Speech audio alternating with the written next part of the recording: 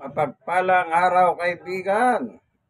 Ito na naman po ang inyong kaibigan kay Jesus, Brother Manny Bautista. Alam niyo po, sa ating panahon, sa panahon pa ng ating Panginoong Yesus, marami na pong naglipa ng mga reliyon. Meron pong mga Saduseo, meron pong Pariseo. Itong dalawang reliyon na ito, Saduseo at Pariseo, isang pangkatin ng mga reliyon ng mga Hudyo na mga kababayan ni Jesus. Pero magkaiba po ang kanilang paniniwala pagdating po sa kanilang pananampalataya. Ano po? Pero kapag ang Panginoong Yesus ay kanila pong kausap, sila po ay magbarkada.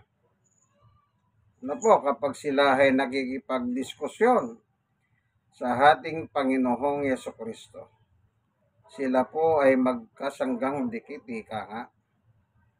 Ano po? Kaya noon pa, naglipa na po talaga ang mga reliyon.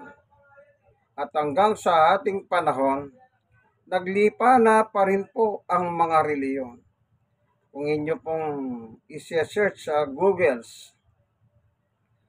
kung ilang libong reliyon ang nasa rehistro sa Pilipinas. Halos mahigit na 4,000 po. Isipin nyo yun. Ewan ko yung iba kung existido pa o baka yung iba hindi na. At bawat reliyon pong yan, meron po silang doktrina o pinaninindigang paniwala. Yan ay nagmula sa kanilang mga founder. Ano po? Dahil kung sino po yung founder, sila po ang nagrehistro ng kanilang mga reliyon. Kaya, yun po ang kanilang pinaniniwalahan ng mga member nila o kasapi nila, kung ano man ang tawag dyan sa kanila. Ang pinaniniwalahan po nila, natural yung kanilang founder. Lahat naman po may founder. Wala pong reliyon basta na lang sumulpot. Ano po, na parang kumiglat, parang kabuting naglitawan, nagsitubo, kinabukasan. Hindi po. Ano po? Magbigay po tayo ng ilang mga halimbawa. Wala pong personalan ito. Halimbawa lang po, Panginoon Diyos, samahan mo po kami sa aming pagbubulay ng iyong salita. Sa pagkakataong ito, buksan ang puso at isip ng bawat isa. Nawa, magliwanag po ang iyong salita na gaya ng liwanag ng sikat ng araw o igit pa. Gaya na sinabi ni Apostol Pablo, ang sabi niya, Haring Agripa, nakakita po akong nakakasilaw na liwanag na mas maliwanag pa sa araw, kaya kami po ay natumba. Yan. Gawin mo pong ganon sa kanila, Panginoon Diyos, ang iyong salita na mas maliwanag pa sa sikat ng araw, ang liwanag. Salamat po sa ngalan ni Jesus. Amen. Ngayon, isa lang ang iniingi ng Biblia. Tignan po natin, yun nakasulat sa Lucas 18:8. Babasahin ko po, ang ginagamit ko pong Biblia ay Biblia ng mga pastor. Kung tawagin ay Poimen Bible.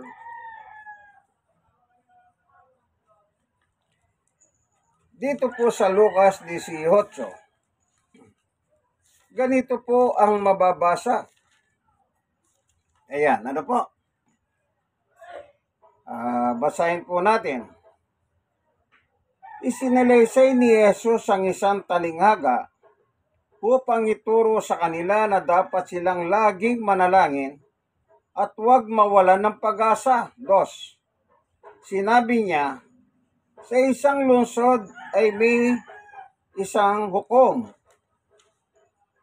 na walang takot sa Diyos at walang ginagalang na tao. 3. Sa lungsod ding iyon, may isang byuda.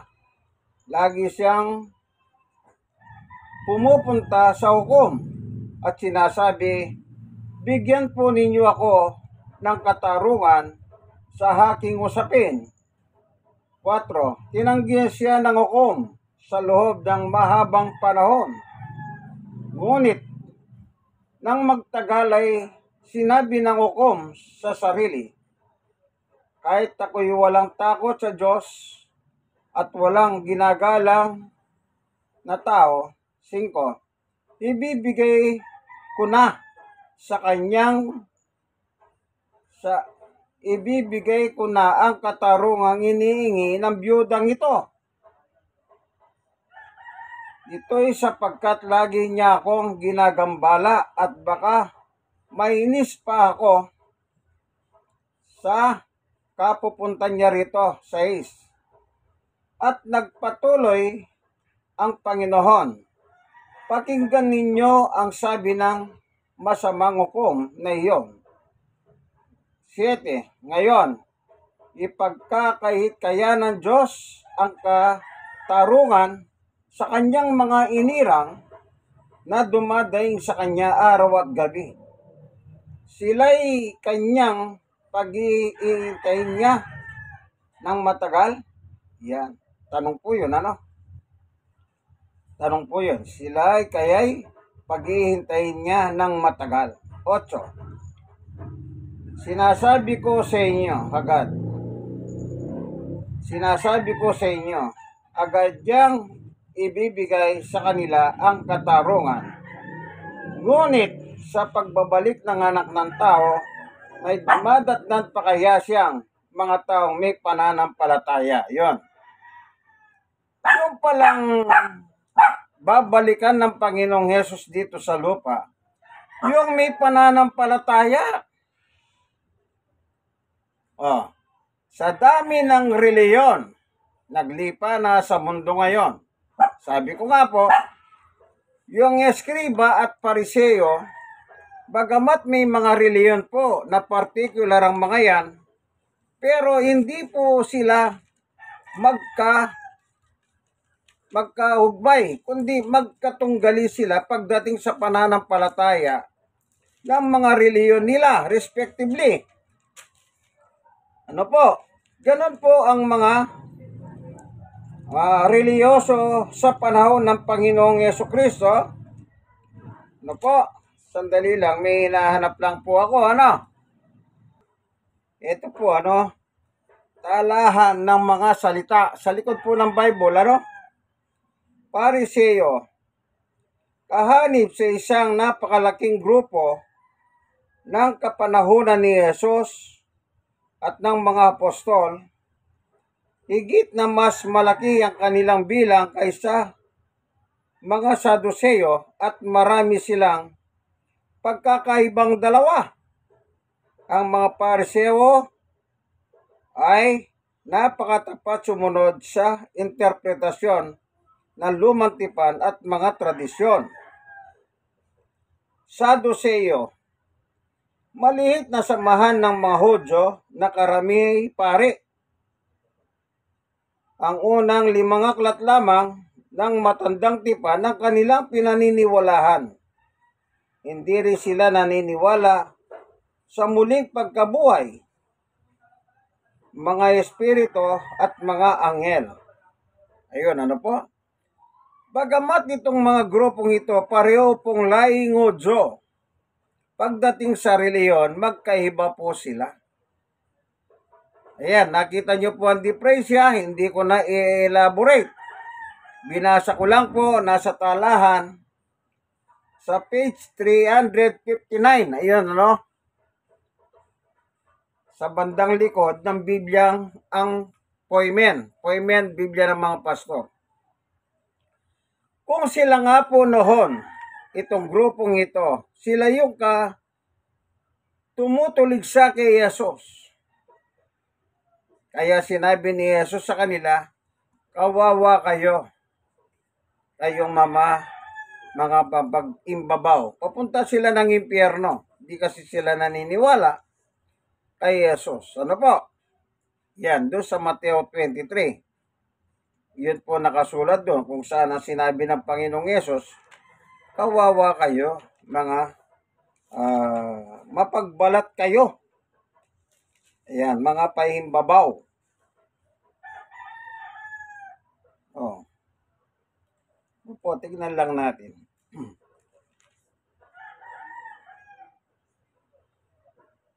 Ito, 23:13 ng Mateo. Kahabag-habag kayo, mga tagapagturo ng kautusan at mga pariseo. Oh.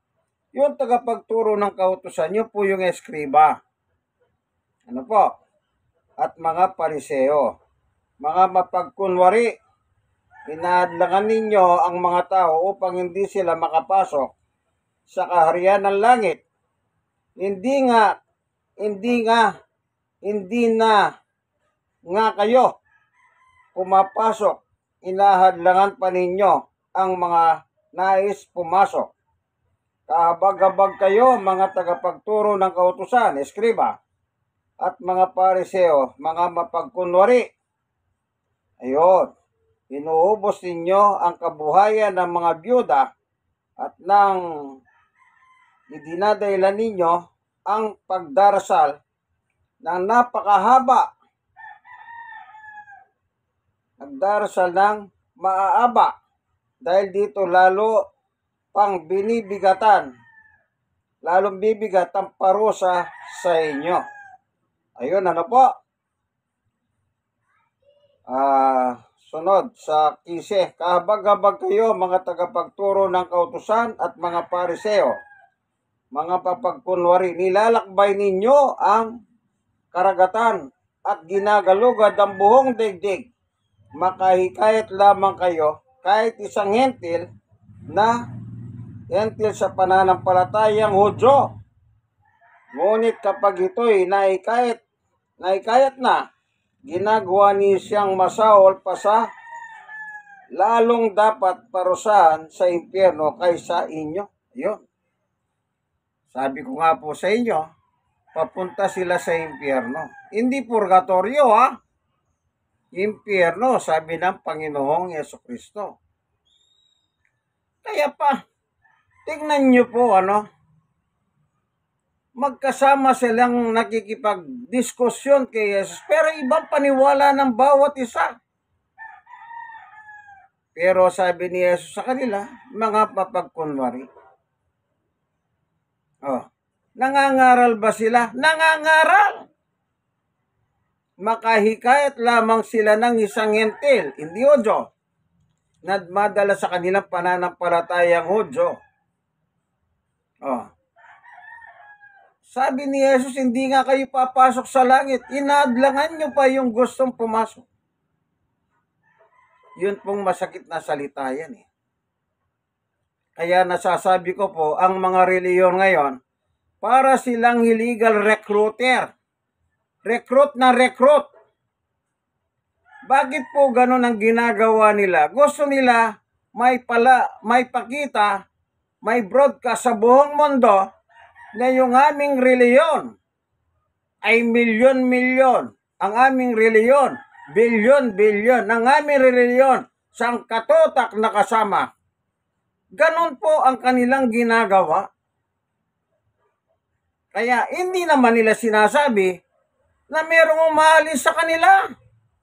Basta sinasabi nila, ganito na po kami. Ibig sabihin, continue na dumarami sila. Pero habang dumadami sila, meron naman pong umaalis.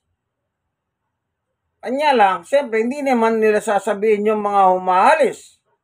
Kasi, alam nyo naman, mababati ko sila. Sinasabi ninyo, padagdag kayo ng padagdag, yun naman pala may umaalis sa inyo. O may nawawala sa inyo. Na lumilipat din naman sa ibang mga reliyon. Palipat-lipat po ang reliyon. Kanya-kanya kasi po sila ng dalang aral. So, sabi ni Jesus, yung chapter 18, anong sabi niya? pagbabalik niya rito, hindi niya titignan yung reliyon. Kung nakailang reliyon ka ng pinasukan. Hindi.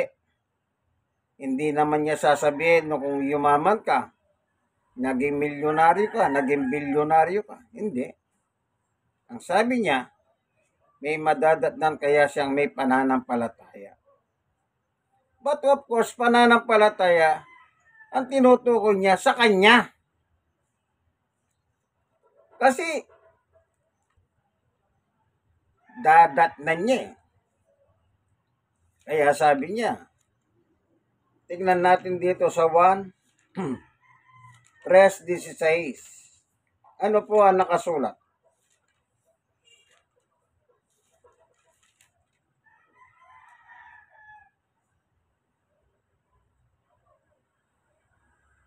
Sapagkat gayon na lamang ang pag-ibig ng Diyos sa sangkatauhan, kaya't ibinigay niya kanyang kaisa-isang anak, upang sino man sumampalataya sa kanya ay hindi mapahamak, kundi magkaroon ng buhay na walang hanggan.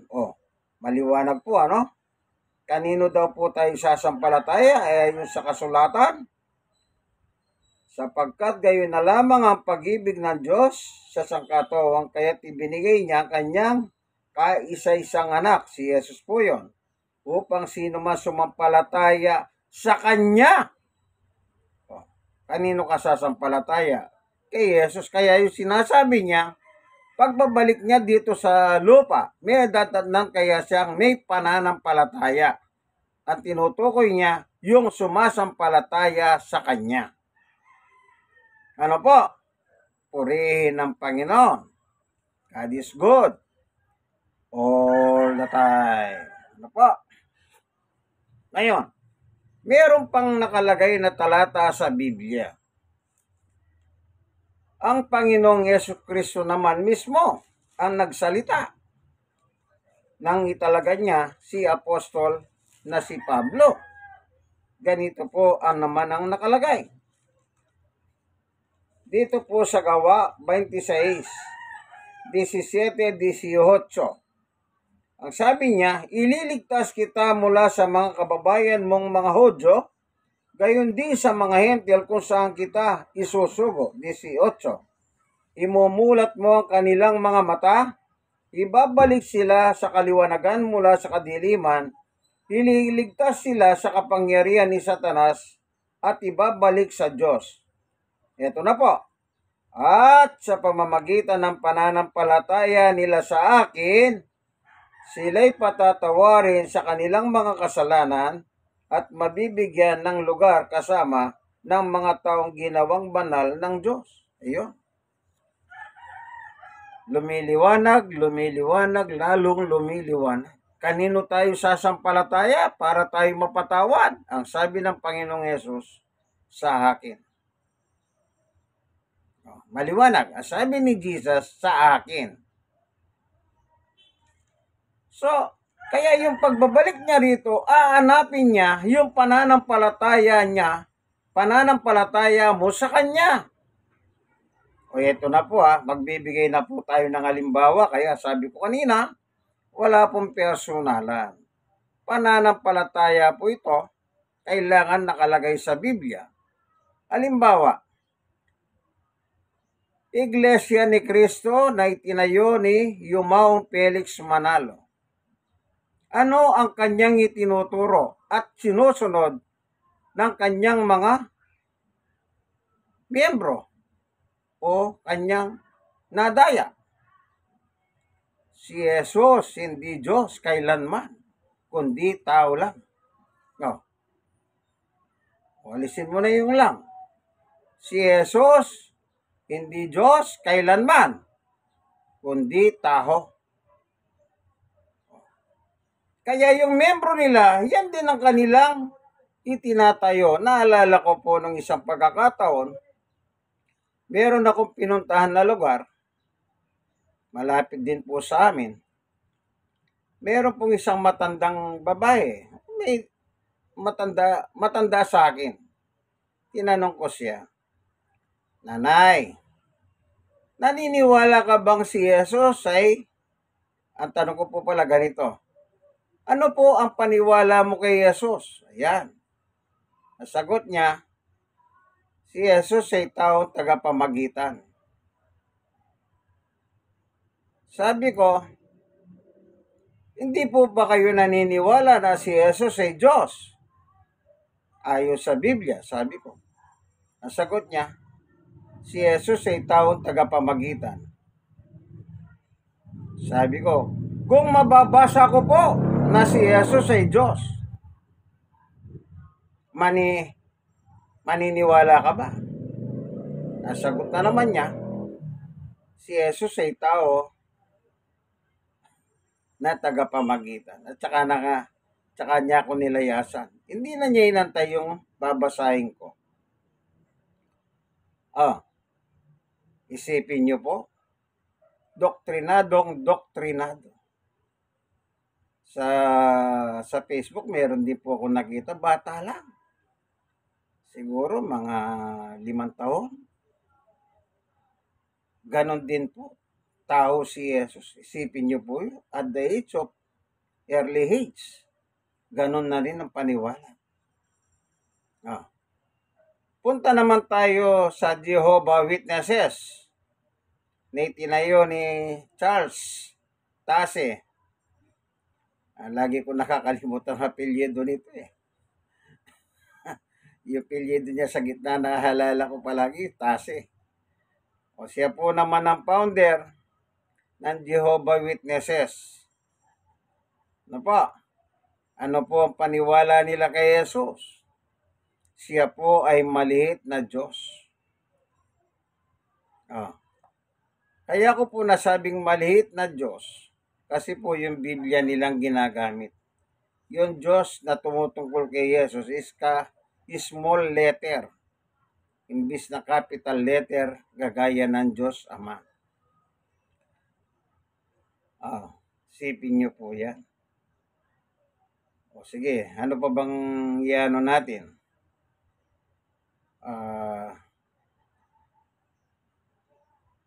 Datindahan ni Heli Soriano, Yumaong Heli Soriano. Ang sabi niya, may pit ang Diyos.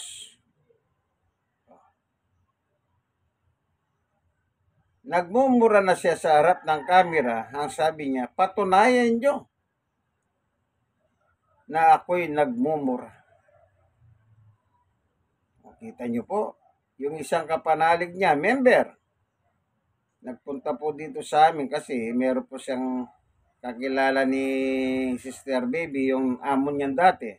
At meron po siyang gustong ilapit. Tinanong ko siya, mga poy, nagmumura ba si Soriano? Nung una, hindi niya gusto sagutin yun eh. Ikaw naman kako, tinatanong lang kita. Nagmumura ba si Soriano sa harap ng camera? Siyempre, kailangan sumagot siya. Nasagot niya, nagmumura siya. Pero ang mga minumura naman niya ay meron po siyang tinutukoy. Sabi ko sa kanya, sino? Yung mga ministro ba ni Manalo? Kung ganon. Ang sagot po niya po oo. Yung mga ministro ni Manalo. Kita niyo po? Hindi nagmumura. Ang minumura niya, yung ministro ni Manalo. Napapanood ko rin po sa YouTube yan eh. Ang sabi niya kay Felix Manalo napakatigas ng bungo nito. Ano pa?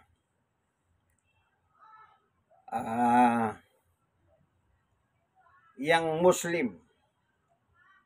Si Jesus sa kanila, naniniwala silang anak ni Maria.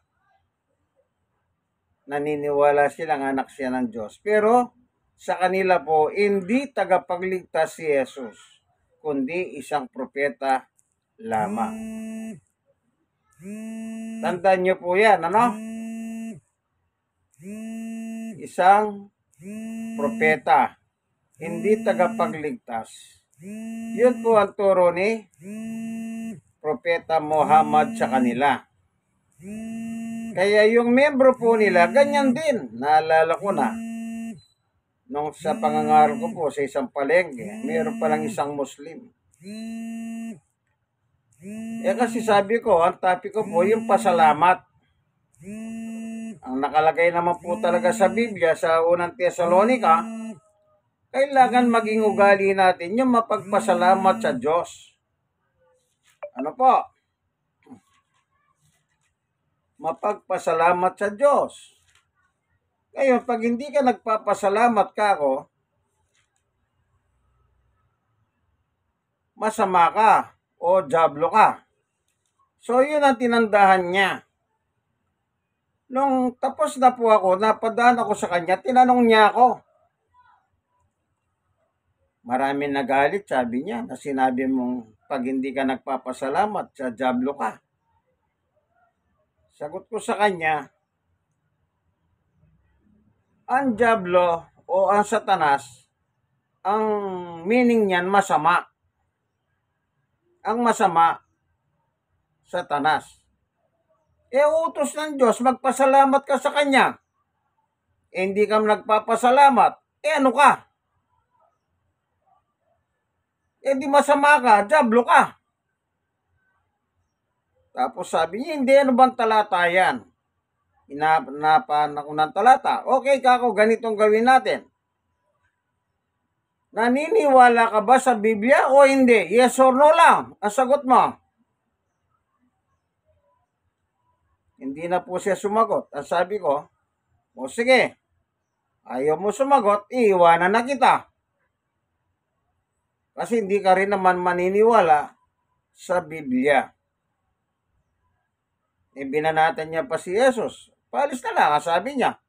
Sa amin, si Jesus, propeta lang. Ala naman ako tinatanong ko sa kanya kung sino si Jesus. O sa susunod ka ako, magdadala ka ng Quran. O sabi ko sa kanya, ano ba ang ibig sabihin ng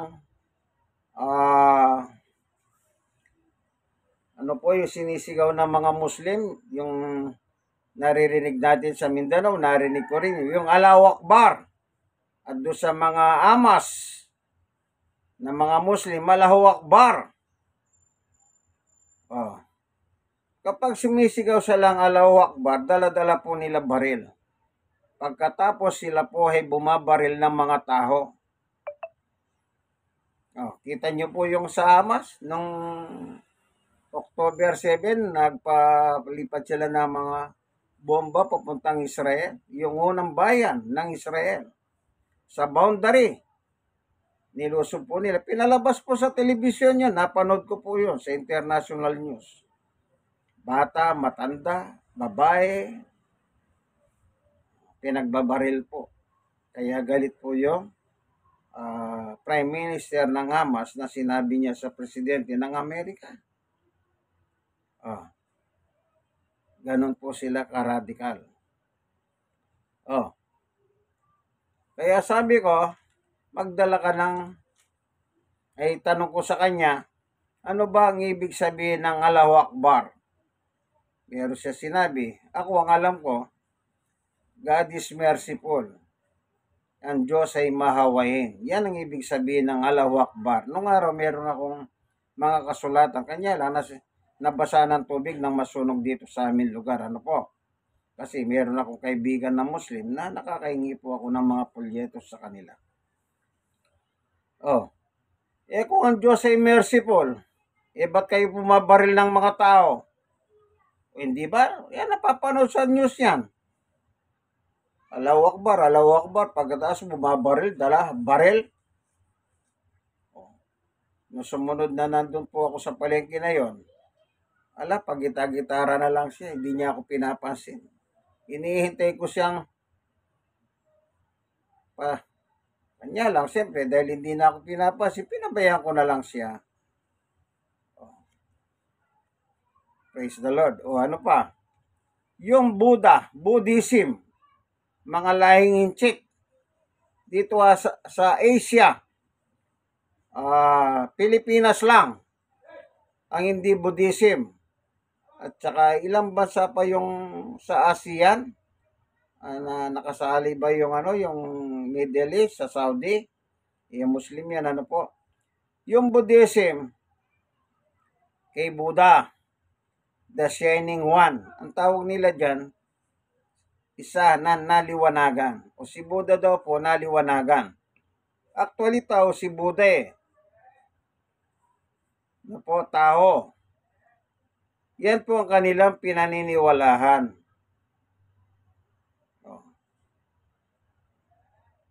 Kaya, sari-saring reliyon po, ano? Imbis na maniwala sila kay Jesus, yung founder nila, ay si ni Manalo. Kasi siya pong founder, siya nagparehistro. Ay sa kanilang pasugo, kung sino nagparehistro, siya nagmamayhari. Kaya pag-ahari niya, Iglesia ni Cristo. Kaya yung lagak ninyo, sa kanya yon, hindi inyo yon.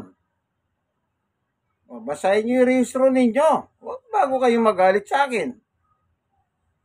Yung rehistro ninyo ang magpapatunay.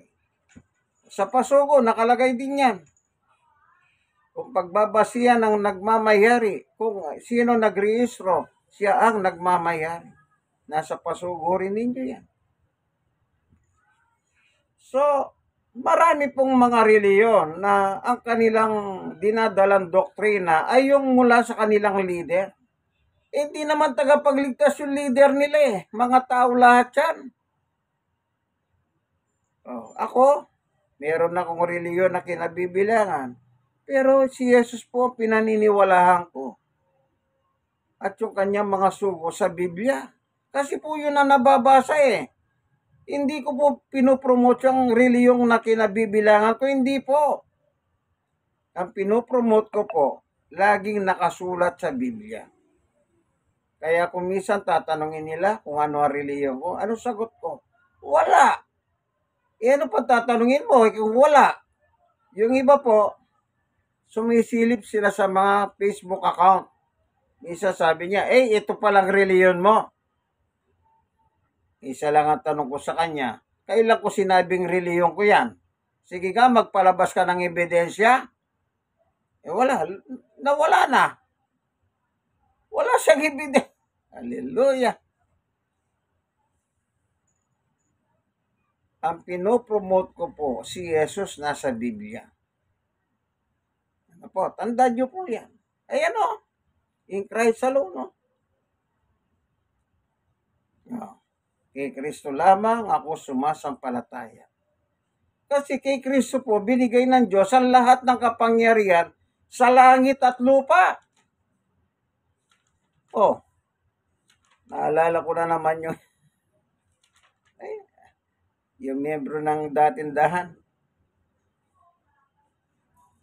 Nung minsan nag-comment sa post ko na naman, sabi ko, kita mo na, follower na kita. Nawala. Nagko-comment na naman eh. Yun lang ang sinagot ko. Kita mo na ngayon, Mister, follower na kita sa aking FB account. Tignan ko, nag-post na naman ako kung magko-comment siya. Kailangan sumampalataya tayo sa Panginoong Yesu-Kristo lamang. Kasi sabi niya, sa pagbabalik niya ang hanapin niya yung pananampalataya sa Kanya. Tingnan natin sa Mateo 28:18. Ano po sabi ng ating Panginoong Yesu-Kristo? Na yung lahat, ito.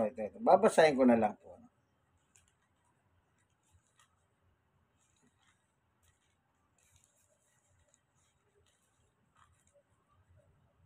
Ito po, lumapit si Jesus at sinabi sa kanila, ibinigay na sa akin ang lahat ng kapangyarihan sa langit at sa lupa. Kita niyo po. Binigay na. Sino nagbigay? Natural ang kanyang ama. Kaya sabi ko nga po, yung mga previous ko, pag ikaw ang nagmamayari sa kumpanya, kanino mo ipaawak yan pag magretiro ka, hindi ba sa anak mo? Bagamat may mga kumpanya na hindi po nila pamilyang humahawak, pero most probably, yung kanilang mga anak ang hahawak ng kumpanya. Maaaring panganay, kalawang panganay, o yung bunso, kung alin yung karapat dapat, pero pamilya pa rin po ang nagpapatakbo. Yung iba po, korporasyon, buhong anak, sila po yung nagpapatakbo. Korporasyon po yun. Ano po? Yan. Kaya si Jesus, binigyan ng kapangyarihan ng Diyos. Binigyan siya ng kapangyarihan ng Diyos sa langit at lupa. Maliwanag ba, kaibigan? Hindi naman siguro malabo yan, ano? Kung meron pa akong hindi nabanggit mga reliyon, kayo na po magdagdag. Sa Badista, ano, kay Ellen G. White naman niya, naniniwala. Bakit po? Huwag kang kakain ng baboy. Huwag kang kakain ng ganito. Walang kaliskis na mga isda. Hindi ka papasok sa langit. Mas naniniwala sila kay Ellen G. White. Sabi ni Jesus nga pwede nyo ng kanin na lahat. Basta ipag-pray nyo lang para linisin ang salita at panalangin. Sabi naman ni Pablo. Kaya, mga malalabnaw na reliyon yan. Kung nandyan po kayo, layasan nyo. Maghanap kayo ng ibang mga born again na nagtuturo na biblically.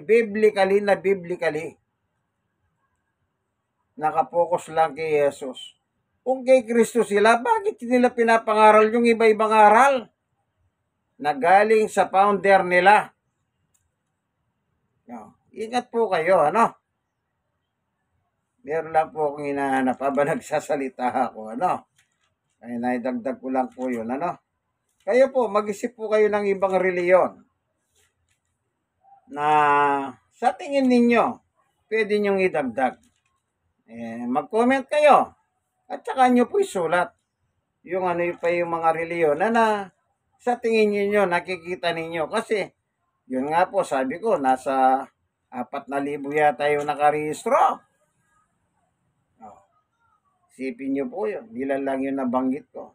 Kasi yun ang mas common baka kayo, membro kayo nang hindi ko nabanggit. Kita nyo po yung si Aguila. Pinagawa na revolto. Kinikilala nilang Diyos. Yung sariwang balita po. Marami po pala sa mga kabundukan, yung mga ganyan. Yung araw, si Ecleo. Kita nyo po. Wala. Baka dyan po sa inyong mga baryo-baryo, kakilala. Ingat po kayo. Opo. Dito po sa ito.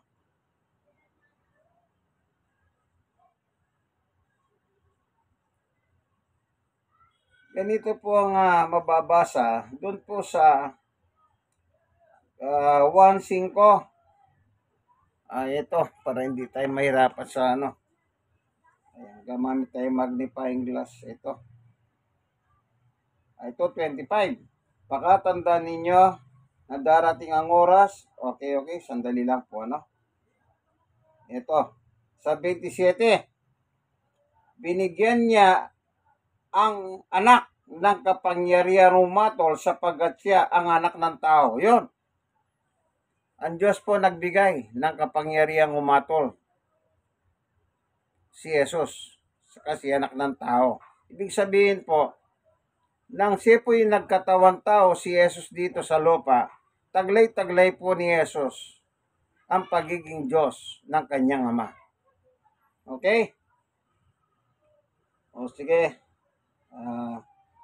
Basahin natin yung 25, Pakatandaan ninyo na darating ang oras at ngayon na nga na maririnig ng mga patay ang tinig ng anak ng Diyos at sino man nakikinig sa kanya ay mabubuhay.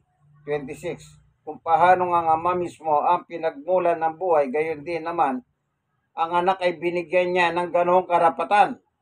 27, binigyan niya ang anak ng kapangyarihang umatol sapagkat siya ang anak ng tao. Ayun, ano? Sino nagbigay ng karapatan? Ang kanyang ama. Kaya sabi ni Jesus sa Mateo 28:18, ibinigay na sa akin ang lahat ng kapangyarihan sa langit at lupa. Maliwanag ba, kaibigan? Wala pong dagdag bawas yan. Biblical na biblical ang mga binabasa natin.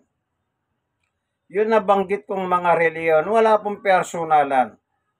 Kung membro man kayo niyan, mas maganda po nakapakinig kayo Baka sakali magliwanag sa inyo ang turo ng Biblia.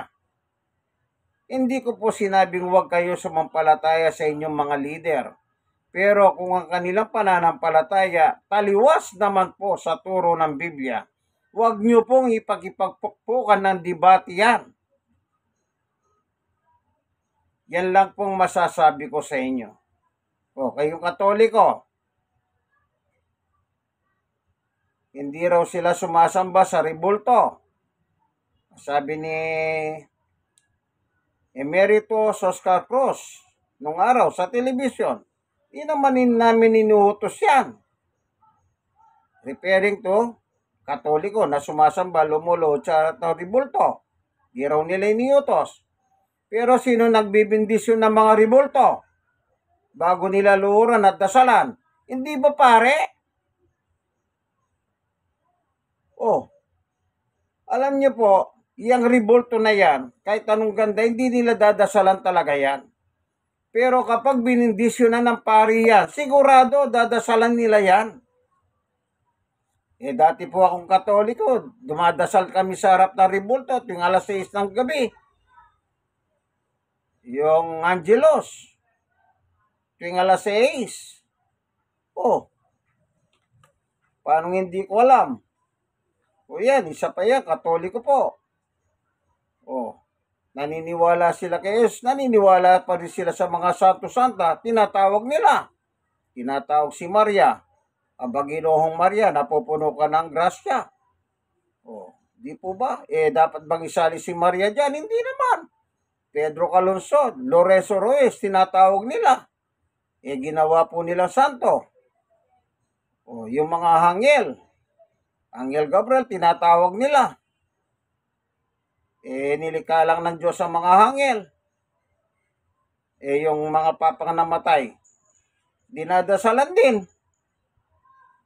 Nag-iimala daw, nagmimilagro. Isa rin pong ano yan pasaway yan.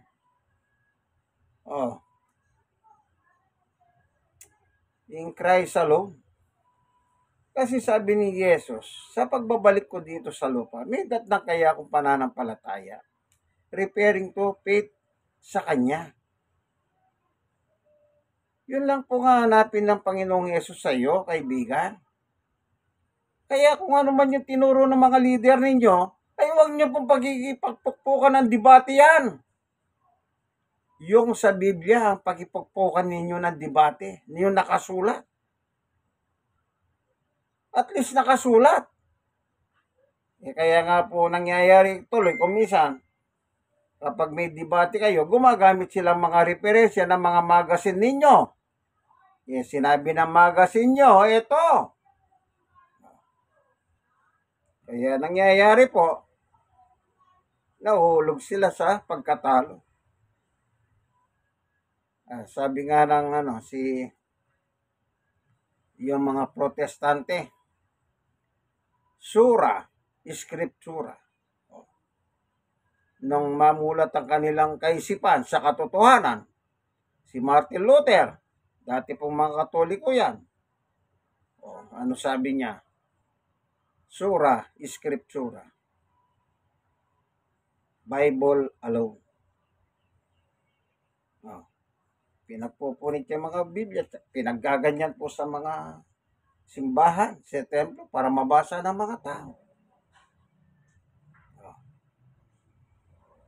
Sabi ng mga simbahan katoliko, mga labanero. Kasi po, protestant. Nagprotesta sila sa katoliko. Ayun. Ano po? May nadagdag ka pa ako. Marami pong mga ganyan. Yung atheist. Reliyon ng atheist. So, hindi sila naniniwala sa Diyos kasi nga daw, hindi siya nakikita. Ano po? Isa pa yan. Marami pa po, hindi lang natin lahat yan, Basta yung mga nabanggit ko, kung meron man kayong alam na iba, i-comment ninyo. Ano po? I-comment ninyo para malaman ko rin. Ano po? God is good all the time. Salamat, Panginoon Diyos, sa iyong pagtuturo na ibinigay po ang kapangyarihan sa iyong anak. Siya rin po yung may kapangyarihan umatol sa mga buhay at patay. Pagdating ng araw, sabi po ng iyong anak, aanapin niya yung pananampalataya namin. Maraming salamat po sa liwanag ng turo mo, Panginoon Diyos. Nawa yung mga nanonood ng video ito, kung sila man po ay may dalang kabigatan sa buhay, yung paghahanin. At kung meron man po silang iba't ibang karamdaman o sakit, iyo po silang pagalingin. Sapagkat sa iyo, Diyos, ay wala pong imposible. Maraming salamat po sa ngalan ni Jesus. Amen. Kaibigan, ito na naman. Like and share. Share po kayo ng share sa inyong mga kaibigan.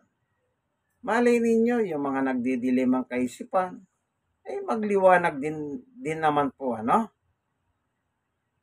amen po ba? Nasa programa po tayo, ang tunay na pagbubunyag. Ito pong inyong kaibigan kay Jesus, Brother Manny Bautista. In Christ alone. Ayan po, maliwanag In Christ alone. Hanggang dito na lamang po ang aking munting video. God bless us all.